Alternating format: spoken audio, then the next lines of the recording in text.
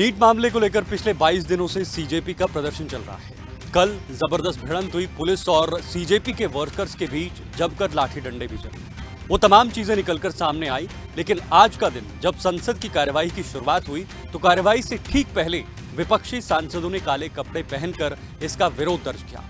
विपक्ष का सीधा सीधा ये मानना है और ये मांग है कि सरकार में शिक्षा मंत्री को इससे इस्तीफा देना चाहिए ताकि उन्हें इंसाफ मिले। उन तमाम बच्चों को, जितने भी बच्चों ने नीट के पेपर दिए थे, उनको इंसाफ मिले। न सिर्फ शिक्षा मंत्री तक ये बातें अब सीमित रही हैं, बल्कि गृह मंत्री के इस्तीफे की मांग भी अब ये विपक्ष जो है वो कर रहा है।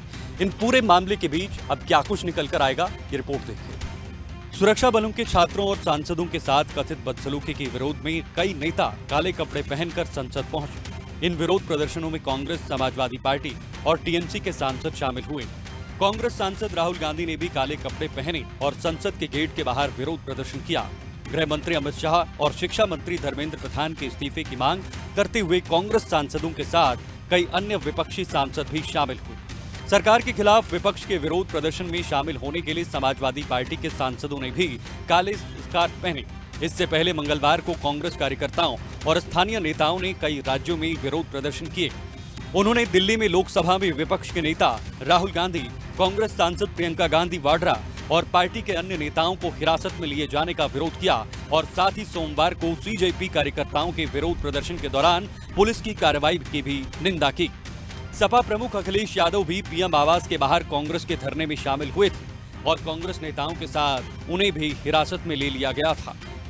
इस मुद्दे पर संसद के बाहर और संसद के अंदर दोनों जगह जबरदस्त विरोध हो रहा है। सरकार पर दबाव बनाया जा रहा है और कहा जा रहा है कि जब तक शिक्षा मंत्री इस्तीफा नहीं देते तब तक ये विरोध खत्म नहीं होगा।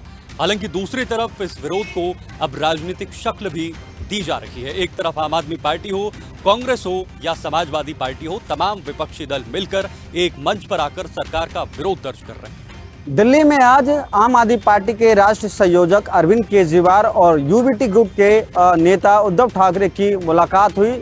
शिवसेना प्रमुख उद्धव ठाकरे से मुलाकात के बाद आपके राष्ट्रीय संयोजक अरविंद केजरीवाल ने कहा कि मैं यहां उद्धव ठाकरे जी से मिलने आया था और हमने देश के सामने मौजूदा मुद्दों, खासकर युवाओं के देशव्यापी आंदोलन पर विस्तार से चर्चा की है। उन्होंने कहा कि हमने जंतर मंतर पर हो रहे विरोध प्रदर्शन पर भी लंबी बातचीत की, जहां देश भर से आए युवा इकट्ठा हुए हैं। वो बहुत परेशान हैं, नाराज़ हैं, निराश हैं।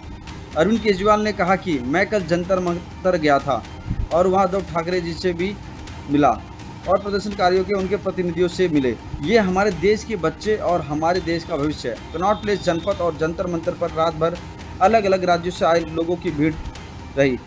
हम सरकार को बताना चाहते हैं कि प्रश्न पत्र लीक हो रहे हैं और परीक्षा प्रणाली विफल हो रही है। केजरीवाल ने सवाल खड़े करते हुए कहा कि शिक्षा मंत्री इस्तीफा क्यों नहीं दे सकते?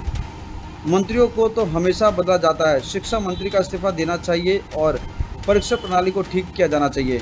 हम इस आंदोलन का पूरा समर्थन करते हैं। आपको बता दें कि दिल्ली में हुई इस बैठक में अरविंद केजरीवाल और उद्धव ठाकरे ने अभी जो जंतर मंतर पर जो बच्चों का प्रोटेस्ट चल रहा है, खासकर पे जो धर्मेंद्र प्रधान जो शिक्षा मंत्री है उनके इस्तीफा को लेकर, इस पर भी चर्चा हुई है। उन्होंने साफ तौर पे कहा कि देखिए, जो आंदोलन चल रहा है इसमें जो बच्चे शामिल हैं उनको हमारा समर्थन है। जब तक ये आंदोलन चलेगा हमारी पार्टी जो है इनके साथ रहेगी और जब तक धर्मेंद्र प्रधान का इस्तीफा नहीं हो जाता हम बच्चों के साथ में हैं। नीट परीक्षा में हुई धांधली को लेकर लगातार विपक्ष सरकार पर निशाना साधता नजर आ रहा है। वहीं किरण रिजिजू ने सदन में इस पूरे मुद्दे पर चर्चा की बात कही है। वहीं अखिलेश यादव ने लगातार सत्ता पक्ष को आड़े हाथ लेकर जमकर निशाना साधा है। संसद परिसर में सपा अध्यक्ष अखिलेश यादव का गुस्सा फूट पड़ा। अखिलेश यादव ने केंद्र सरकार पर सीधा हमला बोलते हुए कहा कि हम मजबूरी में पीएम आवास के सामने बैठे थे। उन्होंने गंभीर आरोप लगाते हुए पूछा कि क्या सरकार अब बच्चों के कपड़े फाड़ेगी? बच्चों के साथ जिस तरह का व्यवहार किया गया है वह बेहद शर्मनाक है। उन्होंने कहा कि अब सिर्फ इस्तीफे की बात नहीं रह गई है, बल्कि युवाओं के भविष्य के साथ जो खिलवाड़ हुआ है उसका हिसाब देना होगा। दूसरी ओर केंद्रीय मंत्री किरण रिजिजू ने कहा कि सरकार नियम के तहत नीट मामले पर संसद में चर्चा कराने के लिए पूरी तरह से तैयार है। संसद में हंगामे के बीच विपक्ष कोई भी मौका नीट परीक्षा में हुए पेपर लीक पर सरकार को घेरने में जुटी हुई है और लगातार ये हर संभव कोशिश कर रही है कि सरकार को इस मुद्दे पर जमकर घेरे। दिल्ली में युवाओं और छात्रों के आंदोलन की गूंज अब उत्तर प्रदेश की राजनीति में भी दिखाई देने लगी है। लखनऊ के सपा मुख्यालय के बाहर नए पोस्टरों ने एक बार फिर से सियासत गरमा दी है। लखनऊ स्थित समाजवादी पार्टी मुख्यालय पर डिम्पल यादव के संघर्ष और संवेदनाओं को दर्शाते हुए बड़े बड़े पोस्टर लगाए गए हैं। दिल्ली आंदोलन के दौरान युवाओं के साथ खड़ी दिखी डिम्पल यादव की तस्वीरों के जरिए सपा ने एक बड़ा राजनीतिक संदेश देने की कोशिश की है। इन पोस्टरों में अखिलेश यादव की सुरक्षा कर्मियों के साथ हुई धक्का मुक्की की तस्वीरें भी शामिल हैं। सपा अब युवाओं के बीच डिम्पल यादव की संवेदनशील छवि को एक बार बड़ा राजनीतिक मुद्दा बना रही है। दिल्ली के छात्र आंदोलन के बाद सपा मुख्यालय पर छिड़ा यह पोस्टर वार आने वाले दिनों में यूपी की राजनीति में नए समीकरण बनाता दिख रहा है। अब देखना होगा कि सपा का ये पोस्टर वार युवाओं को साधने में कितना कारगर साबित होता है। मैं अपने कैमरामैन साथी नैतिक के साथ दीपक शर्मा, हिंदी खबर, दिल्ली। नीट विवाद पर केंद्रीय शिक्षा मंत्री धर्मेंद्र प्रधान ने सोशल मीडिया के जरिए कांग्रेस पार्टी और राहुल गांधी पर गंभीर आरोप लगाए।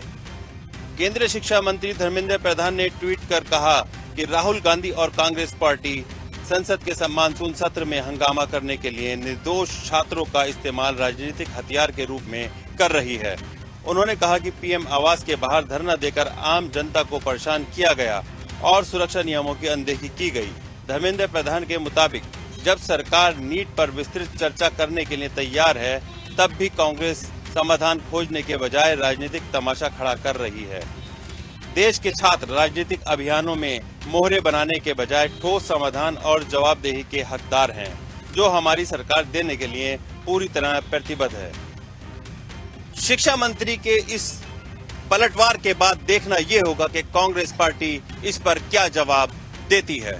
गाजियाबाद के क्रॉसिंग रिपब्लिक थाना क्षेत्र से एक खौफनाक मंजर सामने आया है, जिसमें कलयुगी बेटों ने अपने ही सगे माँ बाप को संपत्ति के लालच में मौत के घाट उतार दिया। भीमनगर इलाके में देर रात डायल 112 पर एक किराएदार ने घर में हो रहे खूनी झगड़े की सूचना दी। जब तक पुलिस मौके पर पहुंची, गंगा सरन और उनकी पत्नी विमलेश गंभीर रूप से घायल थे, जिन्हें अस्पताल ले जाने के दौरान डॉक्टरों ने मृत घोषित कर दिया।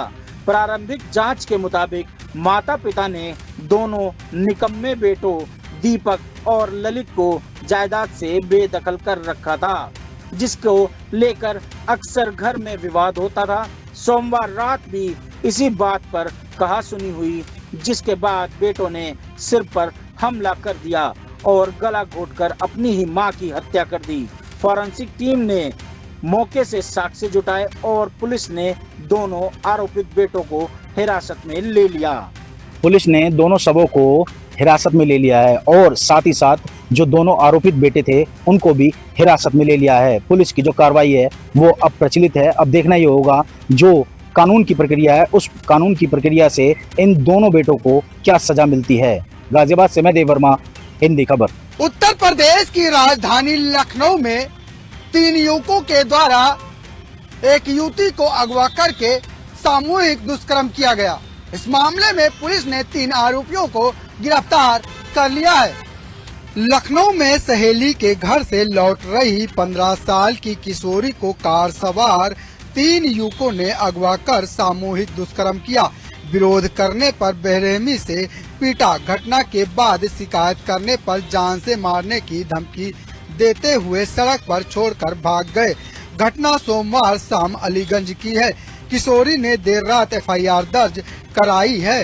पुलिस ने तीनों आरोपियों को गिरफ्तार कर लिया है। मूल रूप से हरदोई की रहने वाली किशोरी परिवार के साथ अलीगंज इलाके में किराए के मकान में रहती है। वो 9वीं क्लास में पढ़ती है। सोमवार दोपहर किशोरी सहेली के घर पर गई थी। शाम करीब 7 बजे अकेले घर लौट रही थी।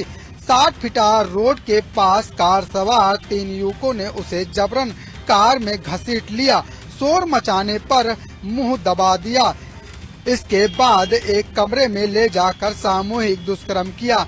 1 घंटे तक बंधक बनाए रखने के बाद आरोपी कार से उसको 60 फीटा रोड के पास छोड़कर भाग गए।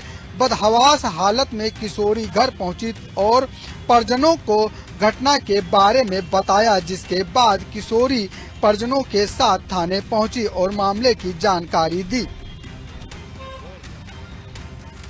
फिलहाल पुलिस को शिकायत मिलने के बाद तुरंत एक्शन लेते हुए तीनों आरोपियों को गिरफ्तार कर लिया है और आगे की कार्रवाई में जुट गई है। लेकिन इस तरह से हुई घटना ने लखनऊ में महिलाओं और लड़कियों की सुरक्षा को लेकर सवालिया निशान खड़े कर दिए हैं। कैमरामैन मनोज के साथ में लाल चंद, हिंदी खबर, लखनऊ। देश के पहाड़ी राज्यों से लेकर मैदानी इलाका तक मूसलाधार बारिश अब आफत का सबब बन चुकी है।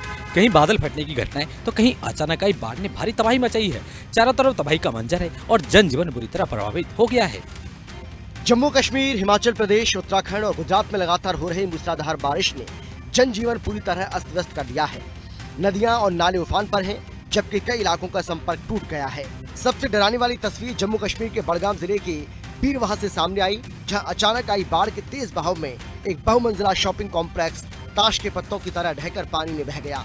गनीमत ये रही कि इमारत गिरने से ठीक पहले लोग वहां से समय रहते दूर हट गए, जिससे एक बड़ा हादसा टल गया। फिलहाल प्रभावित इलाकों में प्रशासन राहत और बचाव कार्य में जुटा हुआ है। मौसम विभाग की चेतावनी को देखते हुए प्रशासन ने लोगों को सतर्क रहने और सुरक्षित स्थानों पर रहने की अपील की है। जिन इलाकों में भारी बारिश की आशंका है, वहां लोगों को बेवजह घर से ना निकलने की सलाह भी दी गई है।